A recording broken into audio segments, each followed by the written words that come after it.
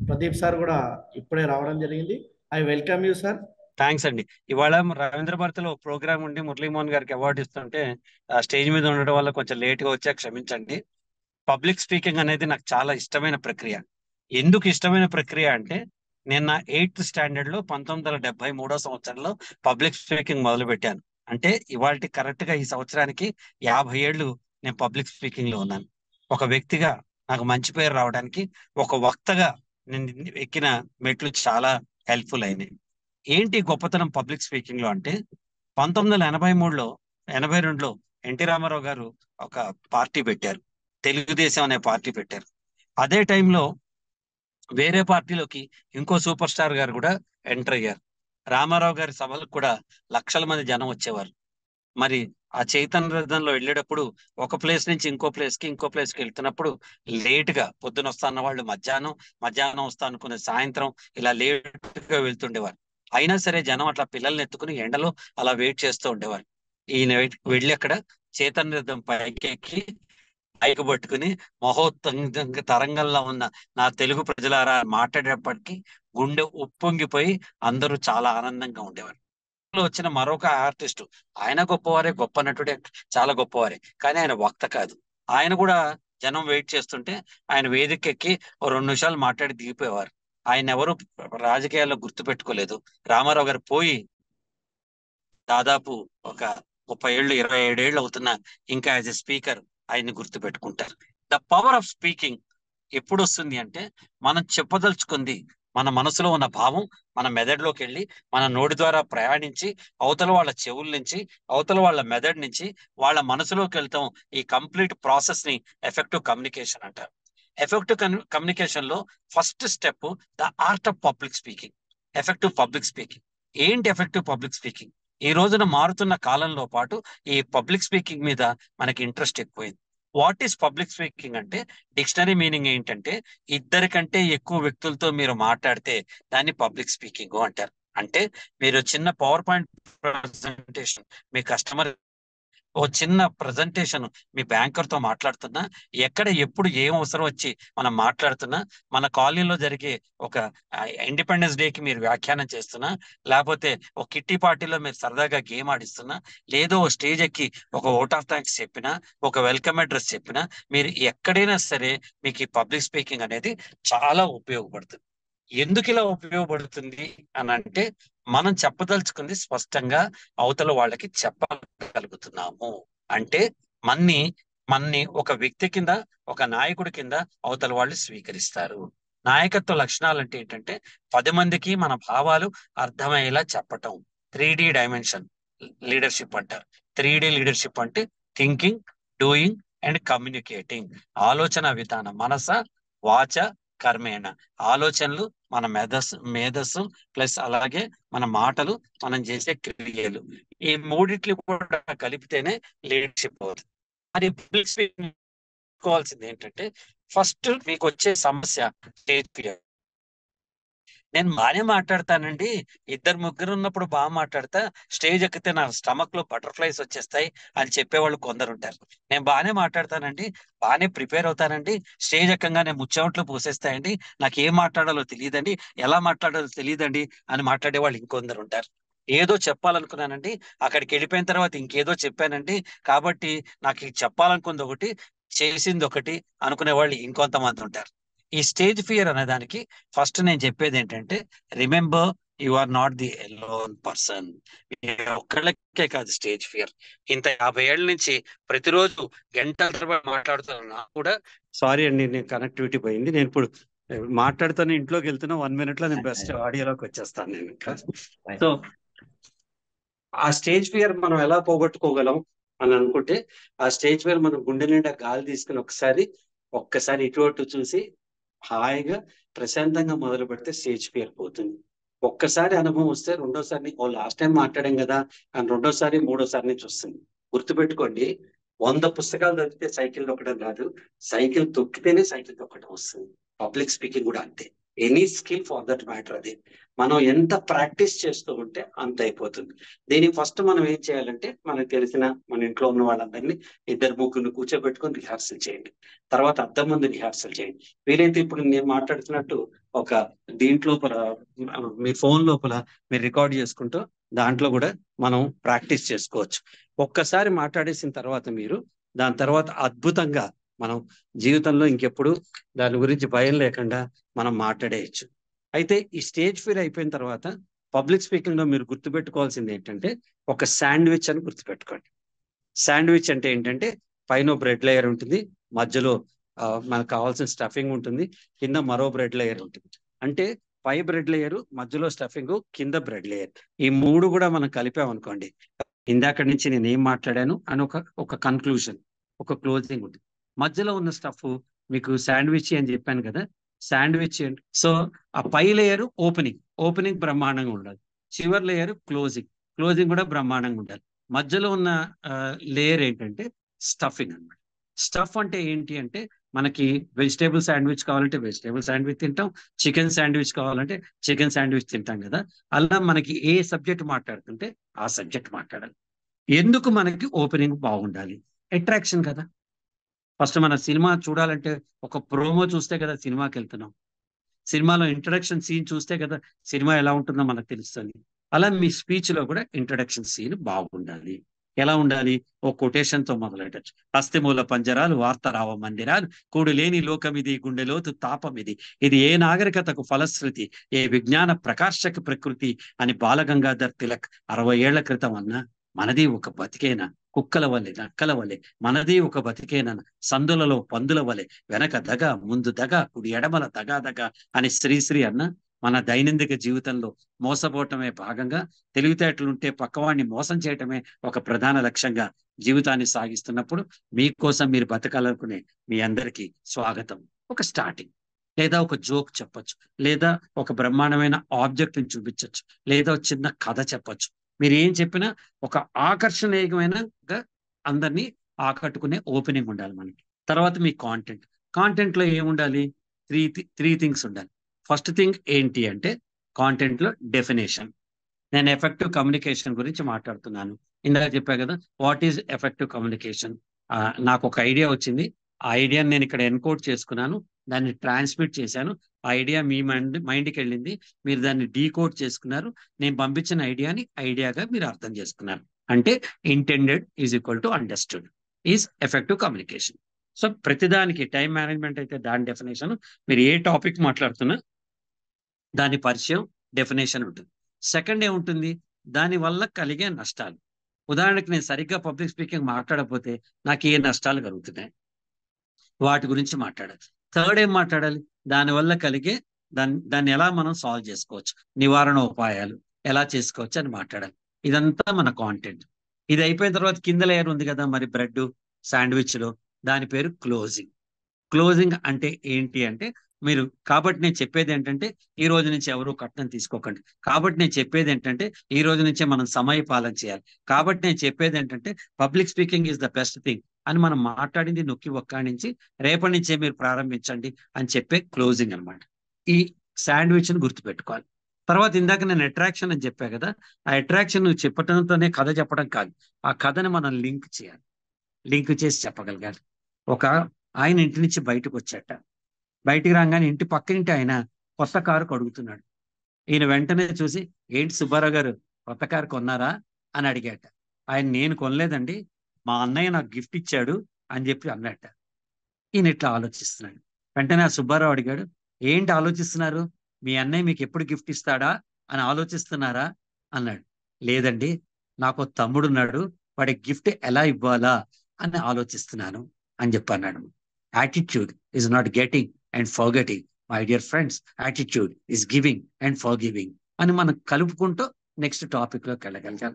అలాగే ఏ కథ చెప్పినా దాన్ని డీబ్రీఫింగ్ అంటారు. దానికి ఎందుకు చెప్పాను అంటే కలుపుకుని ముందుకెళ్ళాలి. ఇలా ఎప్పుడైతే మీ స్పీచ్ ఆకర్షణీయంగా ఉంటుందో అప్పుడు 10 మంది మీ పట్ల ఆకర్షితులు అవుతారు.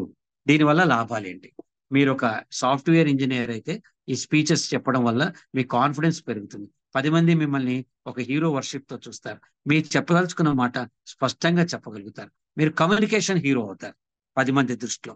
అలాగే మీరు వ్యాపారస్తులైతే క్లయింట్ కి మీ ప్రోడక్ట్ గురించి బాగా వివరించగలుగుతారు. మీరు ఒక సోషల్ లీడర్ అయితే లయన్స్ క్లబ్ లో రేపు పొద్దున్న డిస్ట్రిక్ట్ గవర్నర్ అయితే, లేకపోతే పెద్ద వ్యక్తి అయితే, ప్రెసిడెంట్ అయితే, ఏదన్నా అయితే వేదికకి ఉపన్యాసాలు ఇవ్వడానికి ఇది పనికొస్తుంది.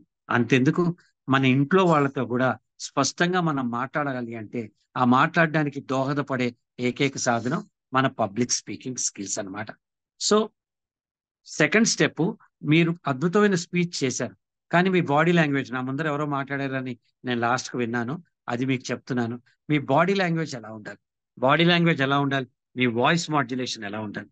మీ ఐ కాంటాక్ట్, మనకున్న వాళ్ళందరినీ శరీరం మొత్తాన్ని చూస్తూ ఐ కాంటాక్ట్ ఎలా ఉండాలి? దాని తర్వాత మీ జెస్చర్స్, మీ ఆంగిక అభినయం ఎలా ఉండాలి? అలాగే మీ పాజ్, ఎక్కడెక్కడ చిన్న చిన్న గ్యాప్స్ ఇవ్వాలి మనం. తర్వాత ఎంఫసిస్, దేని మీద మనం స్ట్రెస్ ఇవ్వాలి? నేను రాముడు కలిసి వీధి వరకు వెళ్ళి ఒక కోకకోలా తాగి వచ్చాము అనే మాటలు, నేను రాముడు కలిసి వెళ్ళి వచ్చాము, వాడు కాదు, ఇంకోడెవడో వెళ్ళాల, నేను వెళ్ళాను. అలా ఒక్కొక్క పదం మీద మనం పెట్టే స్ట్రెస్ కి, ఎంఫసిస్ కి ఆ ఆ పదం అర్థం మారిపోయే అవకాశం ఉంటుంది, ఆ వాక్యం అర్థం మారిపోయే అవకాశం ఉంటుంది. So emphasis. దాని తర్వాత పోస్చర్, మీరు ఎలా నుంచుంటారు, మీరు ఎట్లా కరెక్ట్ గా ఎలా నుంచుంటాం, అవతల పక్క స్టేజ్ మీద ఎలా మాట్లాడాలి, వెనక చూపించకూడదు, బాడీ ఎలా ఉండాలి, ఇవన్నీ కూడా ఓవర్ నైట్ రావు, ప్రాక్టీస్ చేస్తే వస్తాయి. ఇవన్నీ కూడా స్పీకింగ్ స్కిల్స్ లో భాగం మాత్రం. సరే, ఇవన్నీ ఉన్నాయి, ఇవన్నీ ఉన్నాయి. ఈ వీటితో పాటు మనం ఇంకా ఎలా ఉండాలి అంటే మనం క్రియేటివిటీ డెవలప్ చేసుకోవాలి, క్రియేటివ్ గా మాట్లాడాలి, ఒక అద్భుతమైన సాధనం చూసుకోవాలి, మనం ఎంచుకున్న టాపిక్ ఆకర్షణీయంగా ఉంటుంది. ఉదాహరణకి కమ్యూనికేషన్ స్కిల్స్ గురించి మాట్లాడుతున్నాను. ఎఫెక్టివ్ కమ్యూనికేషన్ అంటే అది ఒక పాంప్లెట్ లా ఉంటుంది. ఎక్స్ప్రెస్ టు ఇంప్రెస్ అని మనం టైటిల్ పెట్టామనుకోండి, అవతల వాడు ఎక్స్ప్రెస్ చేస్తే, మనం ఎక్స్ప్రెస్ చేస్తే అవతల వాడు ఇంప్రెస్ అవుతాడని చెప్పామనుకోండి, దానికి అవతల వాళ్ళలో ఒక ఆసక్తి వస్తుంది. అలాగే కమ్యూనికేషన్ స్కిల్స్ గురించి మాట్లాడుతున్నాం అనుకోండి, మీరు క్రియేటివిటీ జోడించి, మీరందరూ బొమ్మరిల్లు సినిమా చూసారా అంటే అందరు చూసారంటారు. లాస్ట్ సీన్ గుర్తుందా? ఆ గుర్తుందండి అని అంటారు. లాస్ట్ సీన్ లో ఏం జరిగింది అని చెప్పి అడుగుతాం. ఆ సిద్ధార్థ వాళ్ళ నాన్నతో మాట్లాడుతూ ఉంటాడు, తన మధ్య ఉన్న గ్యాప్స్ అన్ని చెప్తూ ఉంటాడు. నాన్న, అంతా మీరే చేశారు, నేను ఏ షర్ట్ కొనుక్కోవాలో మీరే చెప్పారు, క్యారం బోర్డ్ ఏం ఆడాలో మీరే చెప్పారు అని ఇట్లా మాట్లాడుతూ ఉంటాడు అతను. సీన్ చాలా బాగుంది. మనం ఏం చెప్పాలంటే ఇదే సీన్ ని సినిమా ఎండింగ్ లో కాకుండా స్టార్టింగ్ లో డైరెక్టర్ పెట్టుంటే, తండ్రి కొడుకుల మధ్య కమ్యూనికేషన్ గ్యాప్ లేకుండా మాట్లాడుకుని ఉంటే అసలు సినిమా ఉందా? లేదు కదండి. సో కమ్యూనికేషన్ గ్యాప్ అంటే ఏంటి అని మనం మాట్లాడుకుంటూ తీసుకెళ్ళాలి. అంటే వాళ్ళకు కూడా సినిమా చూపించాలి, మీ క్రియేటివిటీ ఉండాలి. ఇది ఒక అత్యద్భుతం. లయన్స్ క్లబ్ లాంటి ఆర్గనైజేషన్, సోషల్ ఆర్గనైజేషన్స్ లో మీరు ఇట్లాంటి కోర్సెస్ చేయాలంటే మామూలుగా బయట మీకు 500 రూపాయలకి చేసేవాడు ఉంటాడు. నాలాంటి వాడు ఎవరైనా చెయ్యాలంటే 50,000 రూపాయలు తీసుకుని కూడా ఒక్కొక్కళ్ళు తగ్గించి నేర్పించిన వాళ్ళు కూడా ఉంటారు. సర్టిఫికేషన్స్ ఉంటాయి, స్పీచ్ క్రాఫ్ట్స్ ఉంటాయి, దాని తర్వాత ట్రైనింగ్ వర్క్ షాప్స్ ఉంటాయి, పెద్ద పెద్ద ఉంటాయి. ఇది ఒక పెద్ద ఓషన్. కానీ మన్ని మనం సభకి పరిచయం చేసుకోవడానికి, మనం కాన్ఫిడెంట్ ఇండివిజువల్ కావడానికి, మన మనసులో భావాలు అవతల వాళ్ళకి అర్థం అవడానికి మీకు పబ్లిక్ స్పీకింగ్ చాలా హెల్ప్ అవుతుంది. సో నేను ఇక్కడితో మీకు జస్ట్ ఇంట్రొడక్షన్ చెప్పమన్నారు కదా, చెప్తాను. ఎవరైనా క్వశ్చన్ అండ్ ఆన్సర్స్ చెప్తే నేను తీసుకుంటాను. Thank you so much and sorry for being joining late. Over to you అండి. సార్, అమ్మా చెప్పండి అమ్మా. కంటెంట్ ఎలా స్టార్ట్ చేయాలనేది చెప్పండి సార్. కంటెంట్ అంటేనమ్మా డైరెక్ట్ పాయింట్ లోకి వెళ్ళాం కదా సినిమాలో కూడా. అదే మీరు ఫస్ట్ చెప్పారు, బ్రెడ్ ఫస్ట్ చెప్పారు, ఓకే. ఆ నెక్స్ట్ కంటెంట్ లో స్టార్ట్ చేసేటప్పుడు డైరెక్ట్ గా కంటెంట్ లోకి వెళ్ళిపోవాలా, లేకపోతే ఇంకేదైనా చెప్పాలా? లేదమ్మా, డెఫినేషన్ చెప్పాలమ్మా. ఫస్ట్ దాని అర్థం ఏంటి చెప్పాలి, అది ఈ టాపిక్ లో ఉన్న బెరియర్స్ అంటే కష్టాలు ఏంటో చెప్పాలి. అప్పుడు అర్థమవుతుంది. భార్యాభర్తల మధ్య సంబంధాల గురించి మాట్లాడుకుంటే, లేకపోతే ఏమవుతుందో తెలిస్తే ఆడు భయపడి ఎలా చేసుకోవాలని మాట్లాడతారు ఇక్కడ. సో డెఫినేషన్, బెరియర్స్, దాని తర్వాతే మీరు సొల్యూషన్స్ చెప్పాలమ్మా. ఇది ఎలా చెప్పాలని రూల్ లేదు, అలా చెప్తే బాగుంటుంది అంతే. Okay, thank you sir. Thanks తల్లి. పూర్ణచంద్ర గారు మీరు అడగండి. ప్రదీప్ గారు నమస్కారం. నమస్కారం అండి. మనకి ఒక్కొక్కసారి ఈ పబ్లిక్ స్పీకింగ్ అంటే నేను కొన్ని స్కూల్లో క్లాసెస్ తీసుకోవడం జరిగింది. టఫెస్ట్ గై దొరుకుతాడు. సో వాళ్ళని ఎట్లా హ్యాండిల్ చేయాలి, ఏమైనా టిప్స్ చెప్పగలరా? ఎప్పుడైనా ఒకటి చెప్తాడండి, ఎవరైతే టఫెస్ట్ గా ఉన్నాడో వాడు రెండే కారణాల కోసం మన చేస్తాడు. ఒకటి మన ఏడిపించడానికి, రెండు పక్కవాడి దగ్గర నేను హీరో అవడానికి. ఇంత మించి ఉండదు. ఎవరైనా కావాలని చేస్తున్నారంటే మనం ఏం చేయాలంటే వాడిని రికగ్నైజ్ చేయాలి. అబ్బా ఎంత మంచి ప్రశ్న చూడండి, అందరు చప్పట్లు కొట్టండి ఒకసారి. వండర్ఫుల్ అండి. నేను ఇప్పుడు చిన్నగా ఓ లైన్ లో చెప్తాను, మీటింగ్ అయిపోయిన తర్వాత మన ఇద్దరం కలుద్దాం. వండర్ఫుల్, నిజంగా ఇట్లాంటి వాళ్ళు ఉంటే ఎంత బాగుంటుంది కదా అని ఇంకో రెండో ప్రశ్న ఏడువాడు. మన సెన్స్ ఆఫ్ హ్యూమర్ తోటి, మన ప్రెజెన్స్ ఆఫ్ బ్రెయిన్ తోటే ఎవరినైనా ట్యాకిల్ చేయొచ్చు. నిజానికి ఎవరు ఏ క్వశ్చన్ అడిగినా మనం జవాబు చెప్పేంత ప్రిపరేషన్ మనం చేసుకుని వెళ్ళాలండి. వాలీబాల్ ఆడుతుంటే బాల్ ఎక్కడి నుంచి వచ్చినా కొడతాను అని ఒక మానసిక ధైర్యం ఉంటుంది కదా, ఇటు పడితే కిందకి వెళ్ళి కొడతాను, అటు వెళ్తే పైకి ఎగిరి కొడతానని. మనం కూడా పబ్లిక్ స్పీకింగ్ లోపల ఎవరు ఏ ప్రశ్న వేసినా, ఎవరు ఏది అడిగినా, చివరికి ఏ అవాంతరం వచ్చినా, మైక్ పని చేయకపోయినా, మనం జనంలోకి వెళ్ళైనా మాట్లాడగలుగుతాను అని మెంటల్ ప్రిపరేషన్ ఉంటే మీరు ఈజీగా ఓవర్కమ్ చేయగలరు సార్. థ్యాంక్ యూ అండి. నేను క్రియేటివ్ స్పీకర్ అని ఒక మాస్టర్ క్లాస్ చేశాను, ఇప్పుడు జస్ట్ లాంచ్ చేయబోతున్నాము. దాంట్లో కంప్లీట్ గా ఈ పబ్లిక్ స్పీకింగ్ గురించి 4.5 hours నేను డీటెయిల్డ్ గా మాట్లాడాను. ఇవాళ ఏంటంటే జూమ్ కాలు స్టార్టింగ్ లో ఎవరేం చెప్పారో తెలియదు కాబట్టి నేను కొంచెం లిమిటెడ్ గా మాట్లాడటం జరిగింది. But anyhow some other forum, I don't mind sharing all my thoughts. ఇంకేమైనా క్వశ్చన్స్ ఉంటే అడగండి. Sir my name is G Srinivasulu sir. చెప్పండి శ్రీనివాస్ గారు. సార్ నేను స్టేజ్ మీదకి వెళ్ళిన తర్వాత మాట్లాడేటప్పుడు నోరు ఎండిపోతుంది, భయం వస్తుంది సార్, చేతులు వణుకుతున్నాయి. అదే చెప్పానండి, స్టేజ్ ఫియర్ అందరికీ ఉంటుంది. ఎందుకంటే ప్రపంచంలో 10 పెద్ద భయాల్లో స్టేజ్ ఫియర్ ఒకటి. పాముని చూసి భయపడేవాడు, నీళ్ళని చూసి భయపడేవాడు, ఎత్తుని చూసి భయపడేవాడు, రక్తాన్ని చూసి భయపడేవాడు, కత్తిని చూసి భయపడేవాడు, ఎలా ఉంటారు, స్టేజ్ని చూసి భయపడేవాడికి ఉంటారు. కాబట్టి మీరు ఫస్ట్ ఏమనుకోవాలంటే ఇదేమీ పెద్ద అసాధ్యమైన క్రియ కాదు. పిల్లలు వెళ్ళి స్టేజ్ మీద డిబేట్లు మాట్లాడేస్తున్నారు. మనకేంటంటే చిన్నప్పటి నుంచి ఎప్పుడైతే మీ ప్రిపరేషన్ బాగుండదో భయం ఉంటుంది. ఎప్పుడైతే మీకు లాంగ్వేజ్ మీద కమాండ్ లేదో, అవతల వాడు మాట్లాడమన్నాడు ఇంగ్లీష్లో, నాకు ఇంగ్లీష్ సరిగ్గా రాదు అనే భయం ఉంటే ఉంటుంది. ఎప్పుడైతే మన కాళ్ళు తడబడతాయో, జనాన్ని చూసి భయపడతాం. నేనేమంటానంటే ఫస్ట్ స్టెప్ మీకు మీరు చేసుకోవాల్సింది, నన్ను పిలిచారు కాబట్టి వేదిక మీద మాట్లాడమని, మిగతా వాళ్ళకంటే నేను బెటరు అందుకే నన్ను పిలిచారు, అంతే కదా.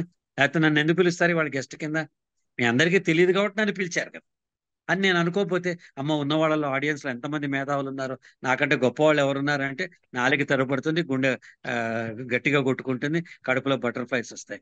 ఫస్ట్ మీరు ప్రిపరేషన్ బాగా చేసుకోండి. 2, మీరు నాకు వీళ్ళందరికంటే ఎక్కువ వచ్చు, నా భావాన్ని నేను చెప్తున్నాను కదా. మీరు బ్లూ అంటే మీకు ఇష్టమైతే మీ ఇష్టం, అది నేను గ్రీన్ అంటే ఇష్టం కాబట్టి ఆకుపచ్చదనం గురించి నేను మాట్లాడుతున్నాను, నా టాపిక్కి సరిపోయినట్టు నేను మాట్లాడుతున్నాను. ఎవరైనా ఇంకేమైనా మాట్లాడితే సార్ ఆఫ్లైన్ తీసుకుందామండి, let me express my views అని స్పష్టంగా చెప్పి ముందుకెళ్ళండి. అలా ఎక్కడో సందర్భం ఉంటుంది, మీరు హాయిగా మంచినీళ్ళు తాగి కడుపు నిండా మజ్జిగన్నం తినేసి స్టేజ్ ఎక్కి నింపాదిగా నవ్వుతో మాట్లాడండి. ఇది ప్రాక్టీస్ చేయండి 3-4 సార్లు. గొర్రెల్ని చంపితే కానీ డాక్టర్ గారు కదా, సైంటిస్ట్ గారు కదా. మనం కూడా వెళ్ళి గవర్నమెంట్ స్కూల్స్ లో ఇక్కడ అక్కడ పిల్లల దగ్గర ఒక 5-6 సార్లు మాట్లాడుతూ ఉంటే మనకి కాన్ఫిడెన్స్ లెవెల్స్ పెరుగుతాయి. ఎప్పుడైతే మీ కాన్ఫిడెన్స్ లెవెల్ పెరుగుతుందో మీరు ఆటోమేటిక్ గా చేయగలుగుతారు అన్నమాట. థ్యాంక్ యూ అండి. Thank you Pradeep sir for your wonderful motivation. And నాకేంటంటే సార్ ఒక్కటి important thing what I want to know is that what is the one most important thing, the first most important thing to attract the audience, and second ఏంటంటే what is the most important thing which we should avoid during public speaking skills? Super. First most important attraction ఏంటంటే మనం అక్కడ ఒక quotation కానీ, ఒక కథ కానీ, ఒక అనెక్డోట్ కానీ, ఒక హ్యూమరస్ జోక్ కానీ, ఒక ఎగ్జిబిట్ కానీ, ఒక రియల్ లైఫ్ ఎక్స్పీరియన్స్ కానీ, ఒక స్టాటిస్టిక్ కానీ, ఏదైనా అవతల వాడిని వావ్ కోట శ్రీనివాసరావు సినిమాలో అడుగుతాడు కదండి, నాకేంటిటా అని అడుగుతాడు కదా. ఆడియన్స్ కూడా అక్కడ 30 మంది ఉండండి, 30 లక్షల మంది ఉండండి, 3,000 మంది ఉండండి, నాకేంటి నువ్వు ఎంత గొప్ప స్పీకర్ నాకేంటి అంటే ఆడియన్స్ కి కావాల్సింది ఏదో మనం ఫస్ట్ చెప్పాలి. చెప్తే వాడు నా వైపు అట్రాక్షన్ అంటే ఆకర్షింపులు అవ్వాలి.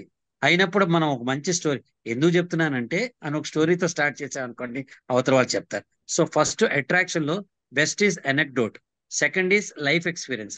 నా చిన్నప్పుడు ఒకసారి మా అమ్మా నాన్నతో వెళ్తుంటే అనగానే ప్రతివాడు వాడు అమ్మా నాన్నతో వెళ్ళిన సంఘటన వాళ్ళకి గుర్తుకొస్తుంది, అది షేర్ చేయండి మీ రియల్ లైఫ్ ఇన్సిడెంట్, అప్పుడు వాళ్ళు అట్రాక్ట్ అవుతారు.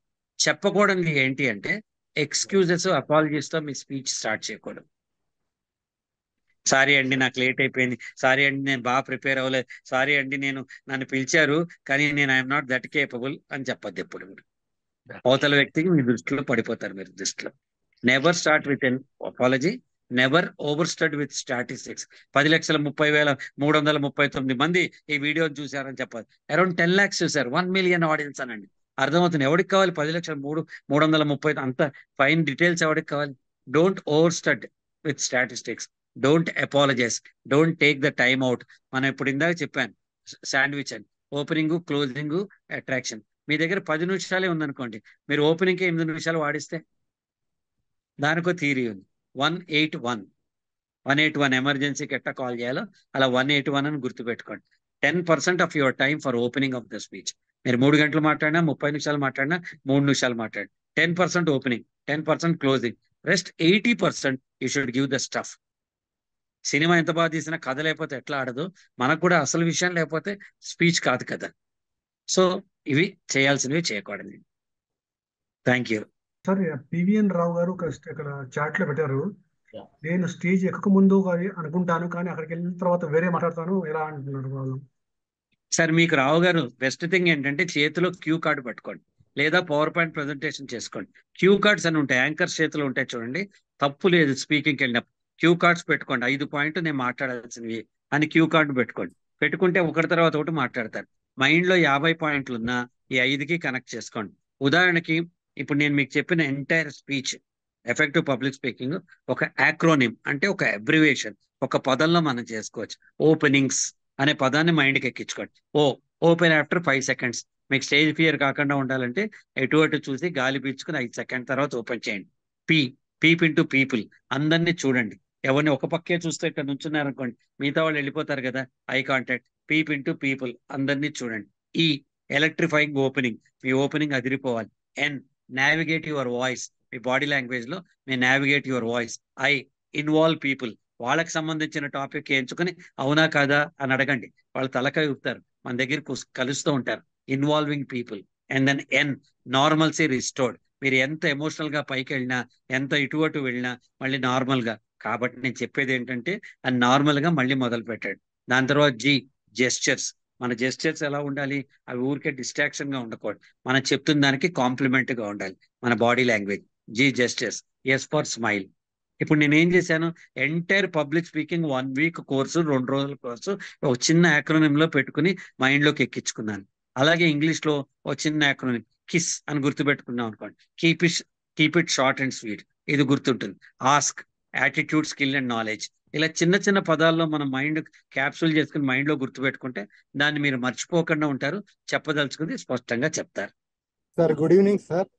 గుడ్ ఈవినింగ్ అండి. సార్ మనం అనుకోని సడన్ గా మనల్ని పబ్లిక్ స్పీకింగ్ ఏదైనా స్పీచ్ ఇవ్వమంటే దానికి ఏమన్నా టిప్స్ ఏమైనా ఉంటాయండి? అంటే 100% ఉంటాయండి. దీనికి ఏంటి అంటే ఎక్స్టెంపోర్ స్పీచ్ అంటారు దీన్ని, లేకపోతే ఇంప్రాంప్టో స్పీచ్ అంటారు. అప్పుడప్పుడు మీరు వెళ్తారు. ఉదాహరణకి అట్లాంటివి నాకు చాలా సార్లు అవుతాయి. నేనేదో చూద్దామనే రవీంద్రభారతిలో ప్రోగ్రామ్ వెళ్తా, వాడు సడన్ గా వచ్చి మాట్లాడమని చెప్తారు. అలా అప్పటికప్పుడు ఎక్కడికైనా వస్తాయన్నమాట. ఇలాంటప్పుడు మనం చేయాల్సినవి ఏంటంటే ఫస్ట్ మన దగ్గర ఒక మెమరీ బ్యాంక్ పెట్టుకోవాలి. ఆ మెమరీ బ్యాంక్ లో ఒక 5 కథలు, 5 కొటేషన్స్, లేకపోతే 5 మంచి జోకులు, ఇలాంటివన్నీ గుర్తుపెట్టుకోవాలి మనం.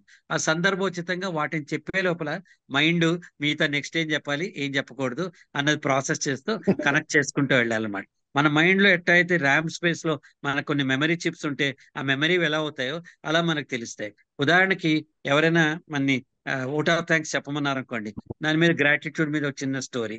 ఎవడైనా అక్కడ చెప్పమంటే ఈ టీం బిల్డింగ్, టీం వర్క్ బాగుంది అని చెప్పడానికి ఒక చిన్న స్టోరీ, మరీ పెద్దది కాదు, ఒక చిన్న స్టోరీ చెప్పే లోపల మీ బ్రెయిన్ ఏం చేస్తుంది, నెక్స్ట్ ఏంటి అనేది ప్రాసెస్ చేస్తుంది. ఆ నెక్స్ట్ ఏంటి వచ్చి దీనికి రైలు బోగేలాగా ఇది ప్రాక్టీస్ మీద వస్తుందండి. Mental preparation. నన్ను ఎప్పుడైనా పిలవమంటాడు, నేను మాట్లాడి తీరుతాను. నన్ను మాట్లాడమంటాడు, నేను మాట్లాడితే ఏం మాట్లాడు. వాడు పిలవపోవచ్చు, ఏం చేయొచ్చు, మనం ప్రిపేర్ అయి ఉండాలి. ఎలా అయితే 12th మ్యాన్ ఉంటాడో ఎవడైనా ఇంజూరీ అయితే టీంలోకి రావడానికి, అలా మనం రెడీ చేసుకోవాలి. దీని పెద్ద టాపిక్ అండి, మీరు మనం తీరుబడిగా మాట్లాడచ్చు. But this is a good question. Thank you.